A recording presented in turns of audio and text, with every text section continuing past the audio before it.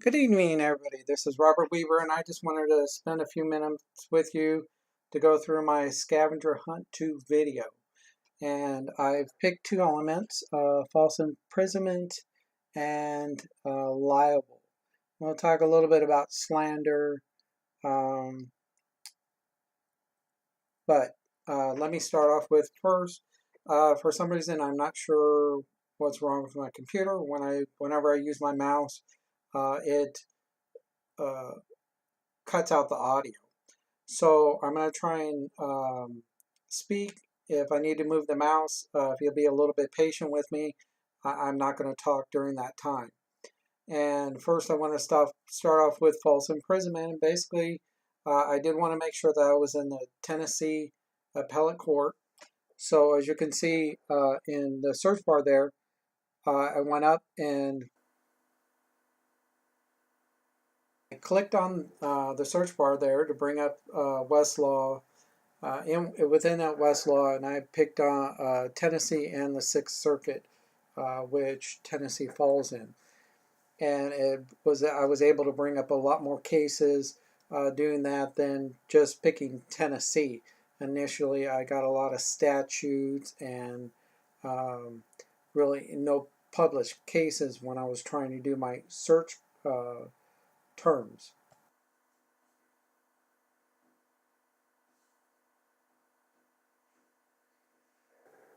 So the first case that I was able to find that I think really gives us the elements of false imprisonment without going into too many other factors. There was an interesting case with Christian Brothers where the plaintiffs claimed that he was falsely imprisoned, but it was more of a slander case um, than really anything else, and it was a little bit confusing because the defendant actually represented himself pro se.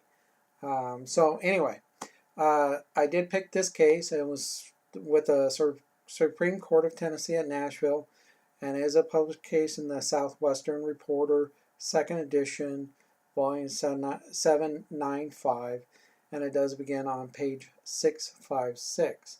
And this is Coffee versus Peterbilt of Nashville. And basically, a quick synopsis of this particular case is that Mr. Coffee was detained when he went through a toll booth by one of the employees of Peterbilt of Nashville. And it does make reference to him being detained twice, but I didn't really see that in the opinion itself as to the two separate times that he was detained.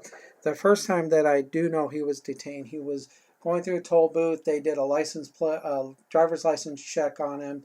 It came back that he had a warrant out of New York for a bad check. He was detained by an employee, and he later filed a suit for false imprisonment, basically because he had taken care of the debt and that the warrant was not valid. And essentially, let me scroll down for this particular case because I feel it really gives some good elements on what false imprisonment actually is.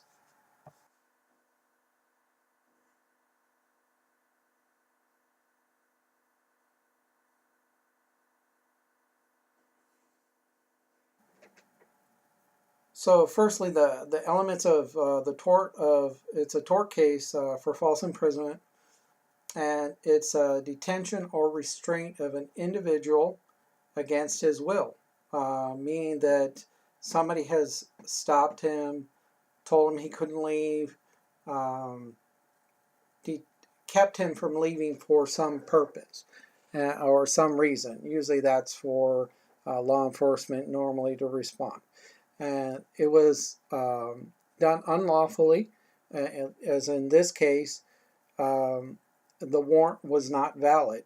The debt was actually paid. The warrant should not have ever been issued, from what I read from the opinion. Um,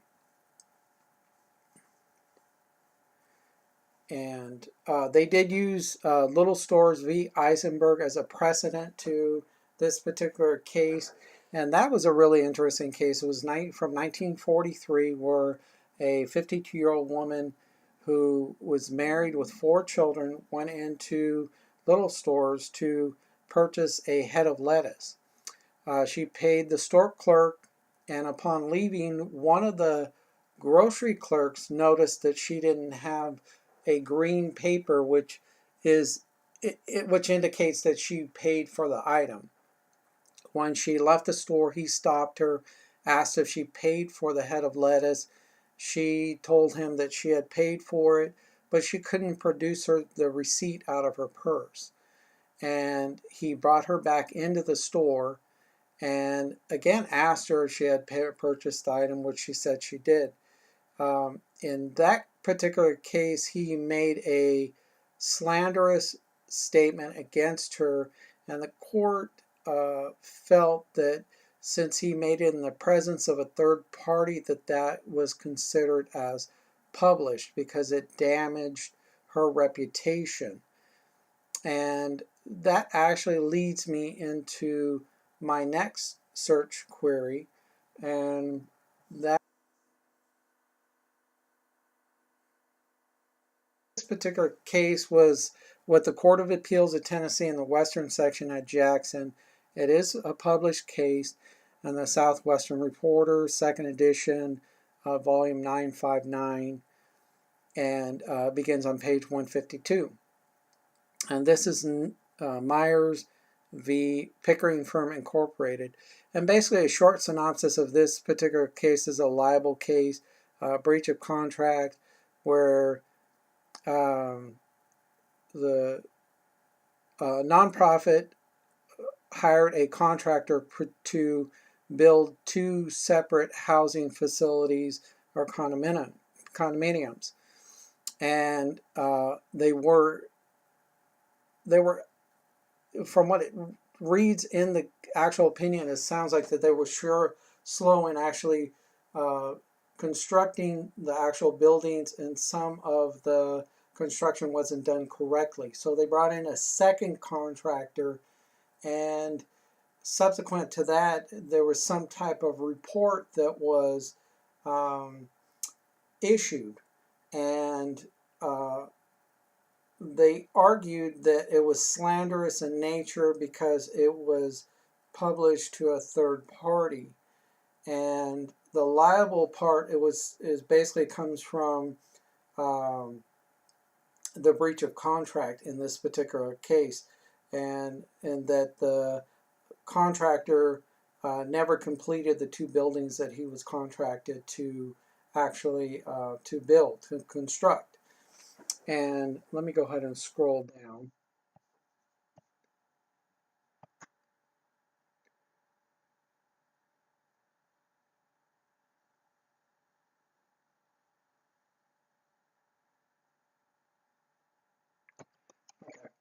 So what they asserted the elements of liable were in is one, the person communicated with persons other than the plaintiff's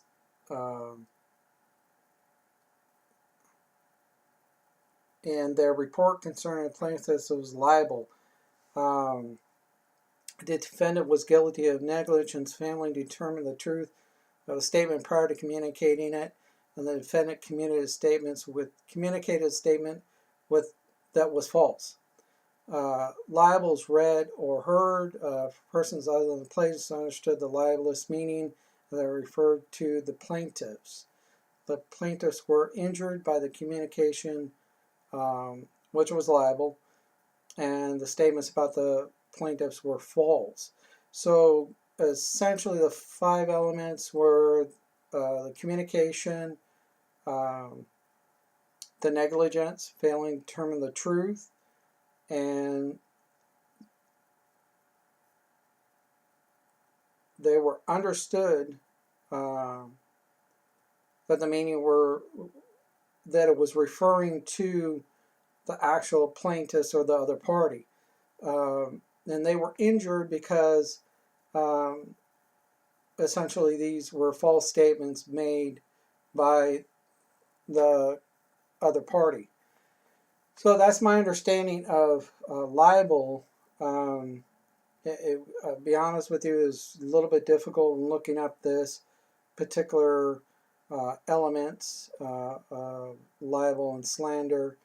Um, Essentially, my understanding of slander kind of falls along the same lines, is that it has to be communicated to a third party. It has to be false in nature, and it has to be understood that it's it's liable or damaging to the party that it's referring to. And of course, it has to be a false statement. And so that's my video for tonight. I hope I kind of made, I know I probably made this even more confusing than it actually is, but I hope I was able to help you be able to look up these elements for yourself if you needed to. All right, well, thank you for listening, and I hope you have a good rest of the evening.